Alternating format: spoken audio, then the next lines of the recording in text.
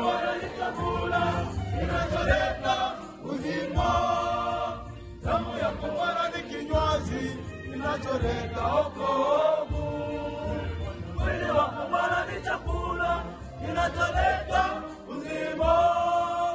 Damu yako Bwana ni kinywaji kinacholeta wokovu.